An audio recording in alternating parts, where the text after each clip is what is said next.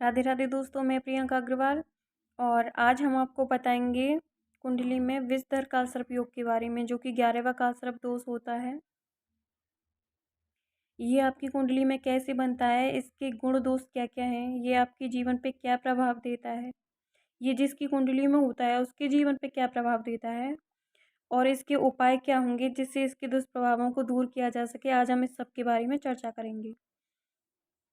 अगर आपकी कुंडली में 11वें भाव में राहु बैठे हुए हों और 5वें भाव में केतु बैठे हुए हों और इनके मध्य में बाकी के जो 7 ग्रह होते हैं, अगर वो आ जाएं, तब इस विषधर कालसर्प योग का निर्माण होता है।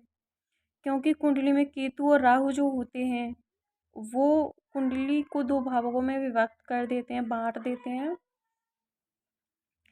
तो अगर इसके आधे भाग में इसके यानी कि 2 भागों में बांट देते हैं, तो उसके एक भाग में बाकी के 7 ग्रह यानी कि पूरे 9 ग्रह आ जाएं राहु केतु समेत, और बाकी की जो आधी कुंडली है ये बिल्कुल ग्रह रहित हो जाए, इसमें कोई भी ग्रह ना बैठा हो, तो इस विषधर कालसर्प योग का निर्माण होता है। जैसे कि अगर इस वाली साइड में बाकी के 7 ग्रह बैठे हुए हों और ये राहु केतु समेत 9 ग्रह, और ये वाली जो साइड है इसमें कोई भी ग्रह ना बैठा हो, ठीक है। या फिर यहाँ से लेकर यहाँ तक इस वाली साइड में बाकी के जो 7 ग्रह हैं, यानी टोटल 9 ग्रह ये राहु केतु समेत बैठे हैं, और ये वाली जो साइड है ये बिल्कुल खाली हो, इसमें कोई भी ग्रह ना बैठा हो, तब इस विषधर कालसर्प योग का निर्माण हो।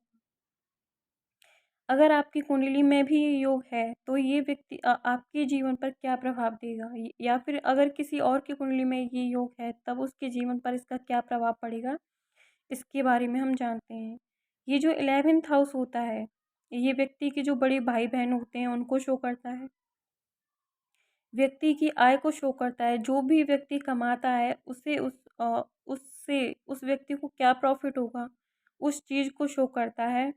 छोटी मोटी बीमारियों को भी शो करता है। व्यक्ति के जो लव अफेक्शन होते हैं उनको भी ये मतलब प्रभाव उन पे भी देता है, ठीक है। उनको भी इससे देखा जाता है। व्यक्ति की जो रिलेशनशिप होते हैं, मित्र वगैरह होते हैं, 11th हाउस से इस चीज़ को भी देखा जाता है। व्यक्ति की जो मान होती है, प्रतिष्ठा होती है, सम्मान होती है, व्यक्ति के जो अच्छे जो दोस्त होते हैं, प्रतिष्ठित जो दोस्त होते हैं, मित्र होते हैं, उनको भी इस 11th हाउस से देखा जाता है।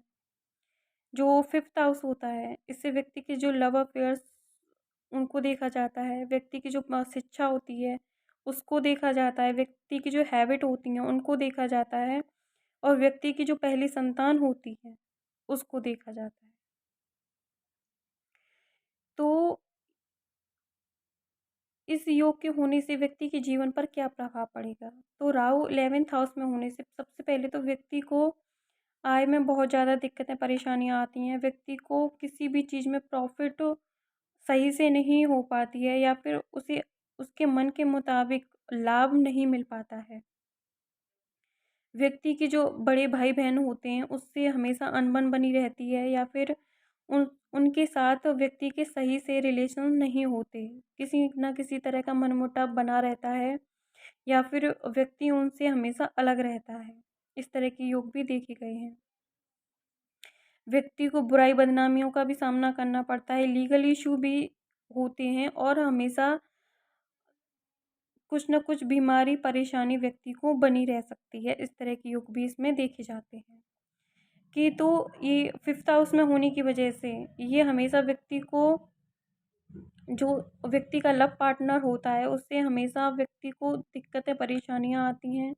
व्यक्ति को उससे सेटिस्फेक्शन नहीं मिल पाता। व्यक्ति को उससे हमेशा कुछ न कुछ कष्ट ज़रूर मिलता है। व्यक्ति को अपनी पहली संतान से परेशानियाँ मिलती हैं, या फिर व्यक्ति की पहली संतान मिसकैरेज होने के योग बनते हैं। उसकी जो पहली संतान होती है, ये मतलब बहुत ज़्यादा दिक्कतें परेशानियाँ होती हैं उसको होने में, या फिर ऐसा भी देखा गया है संतान को लेकर कि ये जो योग होता है विस्तर काल सर्प योग, व्यक्ति को बहुत समय बाद या फिर वृद्धावस्था में माँ या पिता बनने का सुख देता है। व्यक्ति को 48 से 50 वर्ष तक ये इंतजार करवा सकता है संतान के लिए। 50 या 48 वर्ष तक ये संतान नहीं देने देता, ये वाला जो योग होता है। या फिर बहुत ज़्यादा अगर दुष्प्रभाव में हो तो व्यक्ति को कभी संतान होती ही नहीं है। ऐसा भी अधिकतर इस युग में देखा गया है।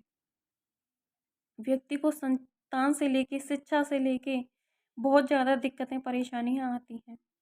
ये जो व्यक्ति होता है, इसकी हैबिट थोड़ी लड़ाई झगड़े वाली, बहुत ज़्यादा गुस्सा करने वाली होती है। ये व्यक्ति बहुत ज़्यादा गुस्सा करता है, लड़ाई झगड़ा कर देता है, छोटी-छोटी बातों पर गुस्सा हो जाता है। इस तरह के योग भी इसमें देखे गए हैं। ये व्यक्ति लड़ाई झगड़े की वजह से, अपनी जो गुस्से वाली आदत की वजह से किसी पे भी फटाक से हाथ उठा दिया, इस तरह की ये जो व्यक्ति में आदतें होती हैं, तो इसकी वजह से भी ये इंसान अपने जीवन में बहुत ज़्यादा परेशानियों को बुलावा दे देता है। इस व्यक्ति की ज़्यादातर हर किसी से नहीं बन पाती है और इसी वजह से व्यक्ति को अपने लव लाइफ में फेलियर देखना पड़ता है, क्योंकि व्यक्ति जो होता है ये बहुत ज़्यादा गुस्सैल टाइप का होता है। किसी पे भी हाथ उठा दिया, किसी को भी थप्पड़ मार दिया, किसी में भी कुछ भी कह दिया, इस तरह की इस व्यक्ति की आदतें होती हैं। इसलिए इस व्यक्ति को लव लाइफ में बहुत ज़्यादा फेलियर देखने के लिए मिलता है। और केतु 5th हाउस में होने से संतान में भी दिक्कतें आती हैं, परेशानियाँ आती हैं। शिक्षा में भी ये व्यक्ति बहुत ज़्यादा कन्फ्यूज़ रहता है, किसे कौन-सी सब्जेक्ट लेनी चाहिए, किस तरह की कौन-सी पढ़ाई करनी चाहिए। इसे हायर एजुकेशन में, हर तरह की शिक्षा में बहुत ज़्यादा दिक्कतें, परेशानियाँ आती हैं। व्यक्ति बहुत ज़्यादा कन्फ्यूज़ रहता है या कोई ना कोई रुकावट, परेशानी व्यक्ति को आ जाती है, जिससे कि या तो पढ़ाई पूरी तरह से रुक जाती है या फिर ठीक से नहीं हो पाती है।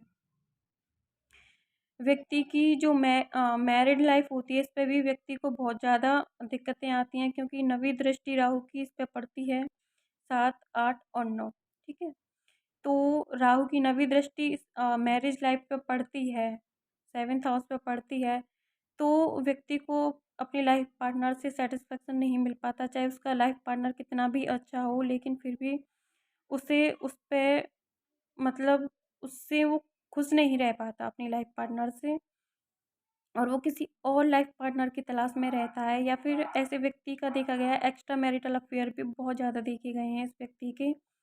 बहुत ज़्यादा प्यार में पड़ा रहता है, बाहर की लड़कियां होती हैं या औरतें होती हैं या फिर किसी और की वाइफ के प्यार में भी ये इंसान पड़ते हुए देखा गया है। ये लव लाइफ की वजह से, अपनी प्यार की वजह से, एक्स्ट्रा मैरिटल अफेयर की वजह से ये व्यक्ति अपनी मैरिड लाइफ को भी खराब कर लेता है। इस तरह के योग इस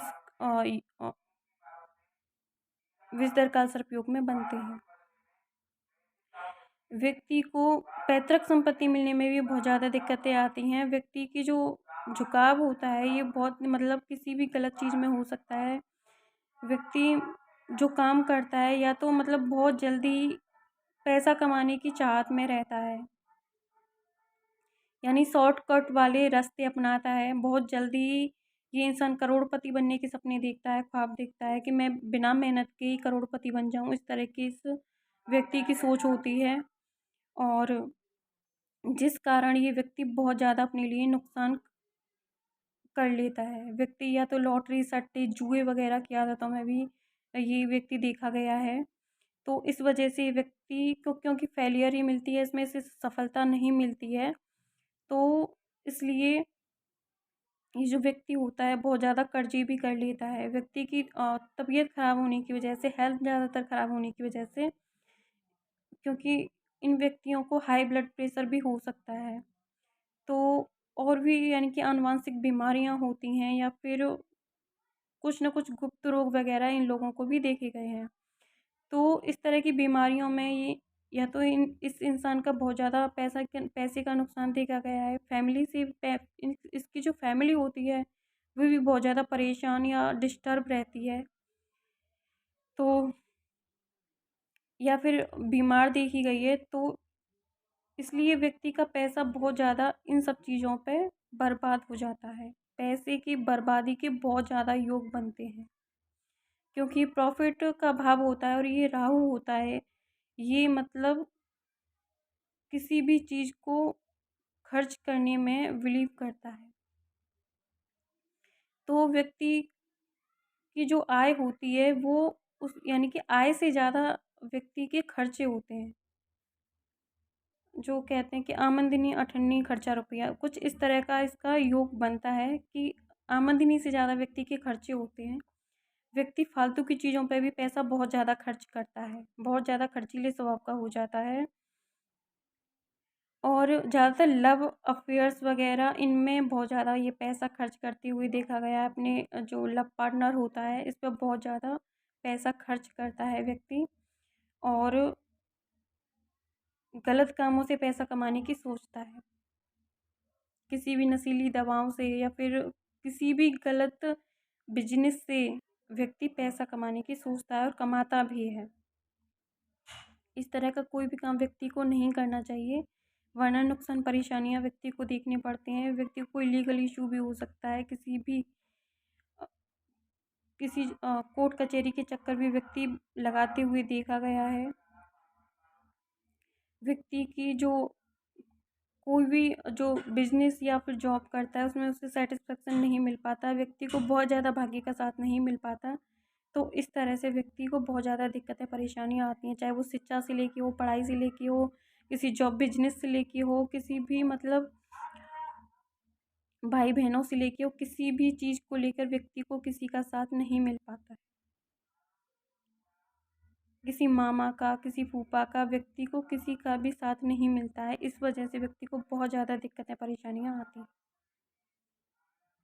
ऐसे व्यक्ति को कभी भी किसी भी पुरानी चीज़ को ना तो खरीदना चाहिए, ना ही यूज करना चाहिए, कभी घर में कुत्ते नहीं पालने चाहिए और हमेशा अपने मतलब नेचर को कंट्रोल करना चाहिए। किसी भी गलत बिजनेस में या खाने पीने की गलत आदतों में नहीं जाना चाहिए व्यक्ति को, एक्स्ट्रा मैरिटल अफेयर में नहीं पड़ना चाहिए व्यक्ति को और अपने लाइफ पार्टनर की बात माननी चाहिए। कभी भी कोई भी बिजनेस पार्टनरशिप में ना करें तो इनके लिए अच्छा रहेगा। उपाय के तौर पे शिव जी की पूजा करें, हनुमान जी का जो बजरंग बाण का पाठ करें और हनुमान चालीसा का पाठ करें पर डे और विशेषकर शिव जी और हनुमान जी की पूजा पर ध्यान दें। मनसा देवी की पूजा करें। हर सोमवार को प्रतिदिन सावन में जो हर सोमवार आता है उसका व्रत करें। जितना हो सके आप सोमवार का व्रत रख सकते हैं, शिव जी की पूजा कर सकते हैं, नाग नागिन की पूजा कर सकते हैं। नाग पंचमी के दिन नाग नागिन को दूध पिलाएं। अगर आपके आसपास ना हो तो मतलब किसी शिव मंदिर में भी नाग नागिन का मतलब दूध से अभिषेक कर सकते हैं या फिर अगर ये जो प्रभाव है बहुत ज़्यादा दुष्प्रभाव दे रहा हो तो किसी प्रसिद्ध शिव मंदिर में जाकर इसका शांति पूजा पाठ विधान कर सकते हैं। So thanks for watching. अगर ये मेरी वीडियो आपको पसंद आई तो प्लीज़ लाइक कर देना, कमेंट कर देना और मेरे चैनल को सब्सक्राइब कर देना, बेल आइकन को प्रेस कर लेना ताकि वीडियो की आने वाली सारी नोटिफिकेशन आपको मिल सकें। Thanks for watching. बाय दोस्तों।